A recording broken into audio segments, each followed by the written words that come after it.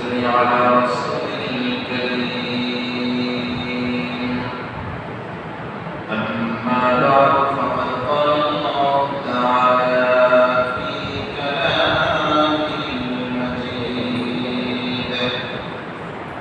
والفرقان الحميد. أعوذ بالله من الشيطان الرجيم.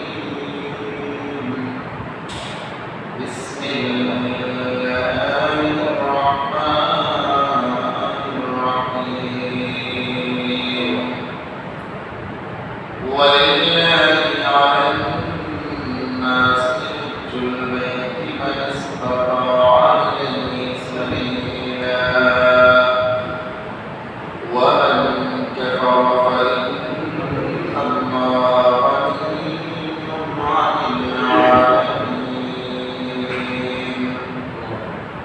وقال رسول الله صلى الله عليه وسلم: من حج لله فلم يرفث ولم يفسق غفر له ما تقدم من ذنبه، أو كما قال النبي عليه الصلاة والسلام. اللهم صل على محمد وعلى آل محمد كما صليت على إبراهيم وعلى آل إبراهيم إنك حميد مجيد. اللهم بارك على محمد وعلى آل محمد كما باركت على إبراهيم وعلى آل إبراهيم إنك حميد مجيد.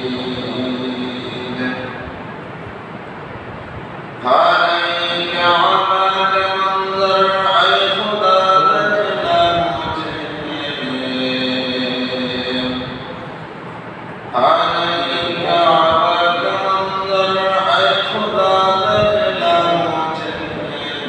المجيب. مكة سرف منظرتك نبود المجيب. مكة سرف منظرتك نبود المجيب. والمقامات المبارك زيارة مسجد. والمقامات المبارك زيارة مسجد. جسم رحمة بشمر عيدك نبود المجيب. عليك عباك وجود تلبية قرد المجيب. عليك عباك وجود تلبية قرد المجيب. عاشق صادق بنا كرفر عليه المجيب. عاشق صادق بنا كرفر عليه المجيب. في طوافك عليك عطاك للصبر مجيب. في طوافك عليك عطاك للصبر مجيب. استلامي حجر أسود سے مشرف کر مجھے. استلامي حجر أسود سے مشرف کر مجھے. پھر کبھی کھانا کعبہ سے نہیں ملتا ہوں. پھر کبھی کھانا کعبہ سے نہیں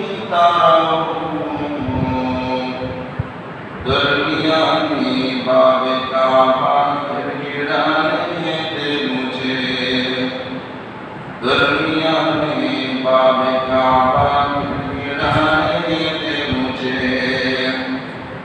आए खुदा सैराब कर दे आब ज़मज़म से मुझे, आए खुदा सैराब कर दे आब ज़मज़म से मुझे,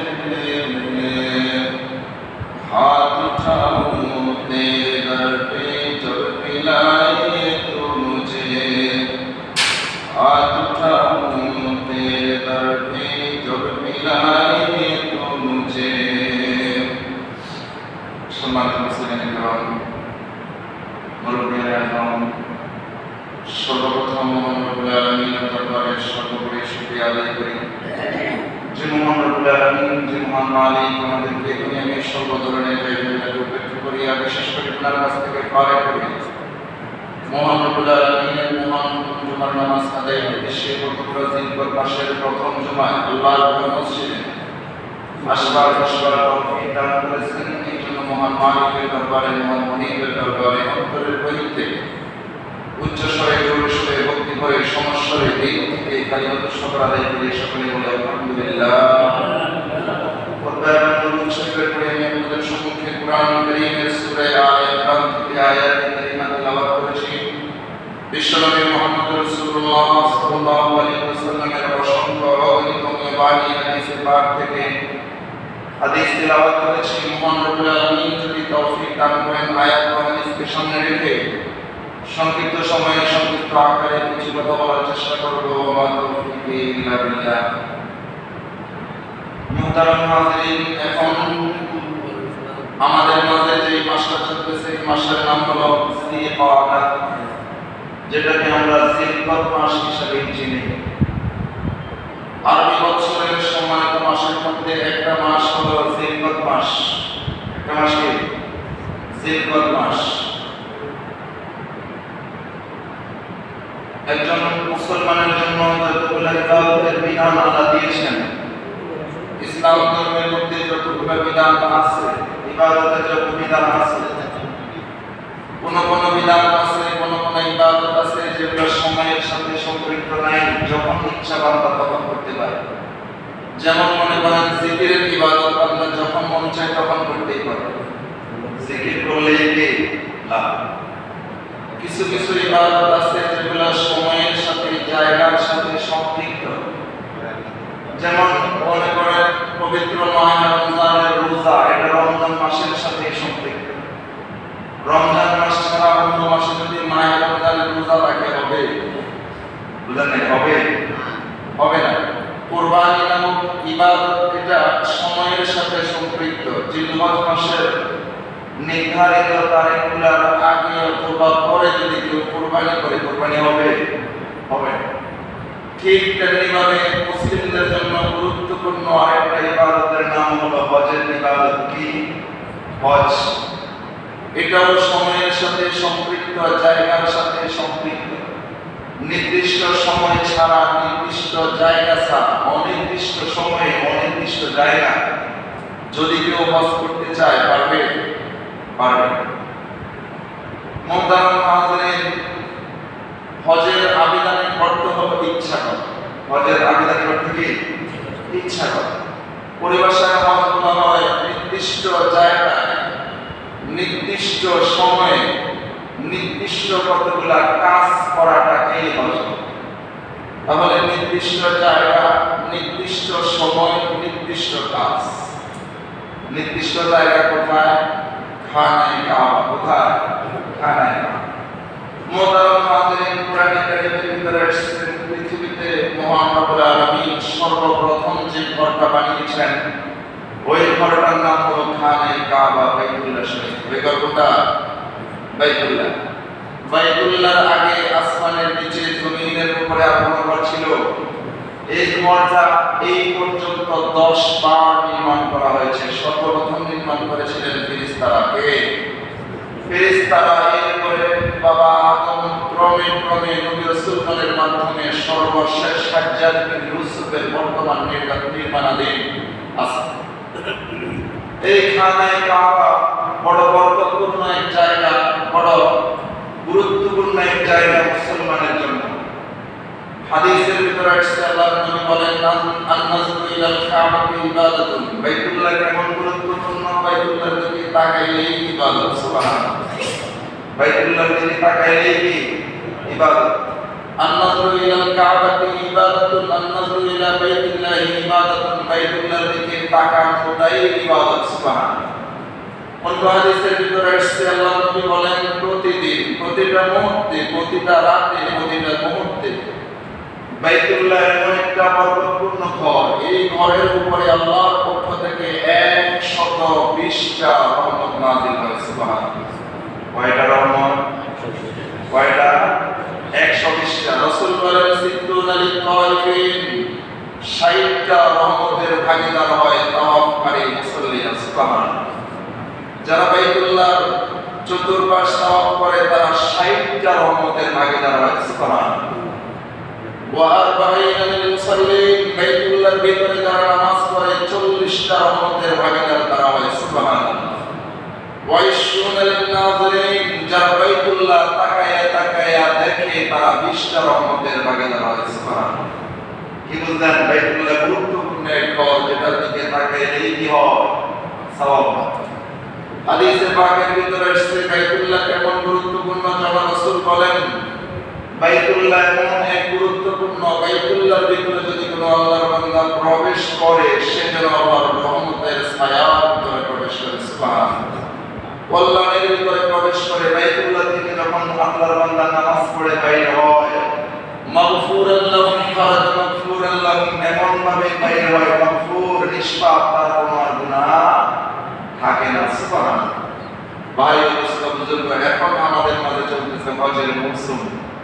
সারা পৃথিবীর, সারা বিশ্বের বিভিন্ন প্রান্ত থেকে আল্লাহ পাগলেরা আল্লাহর তাওয়াফের আশায়, জিয়ারতের আশায় সারা পৃথিবীর বিভিন্ন প্রান্ত থেকে সবাই হাজির হতেছে। কোথায়?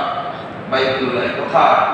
বাইতুল্লাহ। সর্বোপরি সব সময় আল্লাহর কাছে ফরিয়াদ করতে হবে, আল্লাহ বাইতুল্লাহর মুসাফির না বানাইয়া কবরে নিলেন না। আল্লাহ বাইতুল্লাহর মুসাফির না বানাইয়া কোথায় নিলেন না? কবরে নিলেন। কোরআনে কারীমের ভিতরে আল্লাহ বলেন ইন্না আউওয়াল বাইতিন উযিয়া লিন-নাসি লাল্লাযী বিবাক্কাতা মুবারাকান ওয়া হুদাল লিল-আলামিন ফীহি আয়াতুন বাইয়িনাতুন মাকামু ইব্রাহিম ওয়া মান দাখালাহু কানা আমিনা। আল্লাহ বলেন ও দুনিয়ার মুসলমান ইমানদার, আল্লাহ পৃথিবীর বুকে সর্বপ্রথম ঘরের নাম হলো বাইতুল্লাহ। বাইতুল্লাহর পূর্বে জমিনের মধ্যে আর কোনো ঘর ছিল না। এই বাইতুল্লাহ মক্কা নগরীতে অবস্থিত বড় বরকতপূর্ণ এক ঘর, বড় দামি এক ঘর। ইন্না আউওয়ালা বাইতিন উযিয়া লিন-নাসি লাল্লাযী বিবাক্কাতা মুবারাকান ওয়া হুদাল লিল-আলামিন। বাইতুল্লাহ থেকে সারা পৃথিবীর বিভিন্ন প্রান্তে হেদায়েতের বাণী ছড়ায়। সুবহানাল্লাহ। বড় দামি, বরকতপূর্ণ এক ঘর। আল্লাহ বলেন আয়াতুন বাইয়িনাত, এই বাইতুল্লাহর আশপাশে রেখেছি আল্লাহ স্পর্শ নিদর্শনাবলী। মাকাম ইব্রাহিম, একটা নিদর্শনের নাম হলো মাকাম ইব্রাহিম। যারা হজ করতে গেছেন তারা দেখছেন একটা পাথর মাকাম ইব্রাহিম, যেখানে দাঁড়িয়ে পয়গম্বর ইব্রাহিম আলাইহিস সালাম বাইতুল্লাহ কি করছিলেন? নির্মাণ করছিলেন। আল্লাহর হুকুমে ওই পাথরের মধ্যে এখনো পয়গম্বর ইব্রাহিমের পায়ের ছাপ আছে, এটা সংরক্ষিত অবস্থায় আছে। এটা হলো আল্লাহর নিদর্শন। নতুবা পাথরের মধ্যে যদি কেউ পাড়া দেয় পায়ের ছাপ থাকে? থাকে থাকে না। এটা হলো আল্লাহর নিদর্শন। শুধু এটা না, অনেক নিদর্শন, অনেক নিদর্শন। এর ভিতরে উল্লেখযোগ্য একটা হলো হাদিস একটাতে জানলায় পাথর মারে। কি মারে? পাথর মারে। 7 দিন পর্যন্ত পাথর মারে। পৃথিবীর বিভিন্ন প্রান্ত থেকে লক্ষ লক্ষ হাজি একজন 49টা করে পাথর মারে। হজের পরে পাথরের বিশাল স্তূপ হয়ে যাওয়ার কথা। কি বলেন? লক্ষ লক্ষ হাজি সাহেব যদি এক একজন 49টা করে পাথর মারে, পাথর কি অল্প হবে না? অনেক হবে, অনেক হবে। কিন্তু হজের 2-3 বেশি।